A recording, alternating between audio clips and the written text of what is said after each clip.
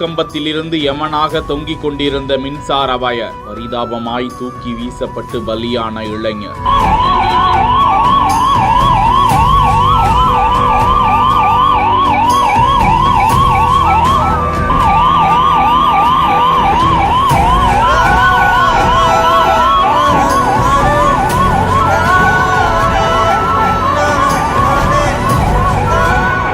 சென்னை தாம்பரம் அடுத்த செம்பாக்கம் காமராஜபுரம் பவனந்தியர் தெருவில் உள்ள பேக்கரி கடை அருகே அதே பகுதியை சேர்ந்த தனியார் கார் நிறுவன ஊழியர் 35 வயதுடைய அஸ்வின் வீட்டில் இருந்து பேக்கரி கடைக்கு தனது பைக்கில் வந்தாராம். வாகனத்தை சாலை ஓரமாக நிறுத்திவிட்டு கடைக்கு செல்ல இருசக்கர வாகனத்திற்கும் மின்கம்பத்திற்கும் இடையே நடந்து சென்ற போது அங்கு தொங்கிக் கொண்டிருந்த வயர் மீது உடல் உரசியதில் சம்பவ இடத்திலேயே மின்சாரம் பாய்ந்து வெடித்து தூக்கி வீசப்பட்டு இருக்கிறார் அந்த இளைஞர். அங்கிருந்த அச்சமடைந்து 108 ஆம்புலன்ஸிற்கு தகவல் கொடுக்க விரைந்து வந்தவர்கள் குரோம்பேட்டை அரசு மருத்துவமனைக்கு அஸ்வினை தூக்கிச் செல்ல அங்கு பரிசோதனை செய்த மருத்துவர்கள் அவர் இறந்து விட்டதாக தெரிவித்தனர்.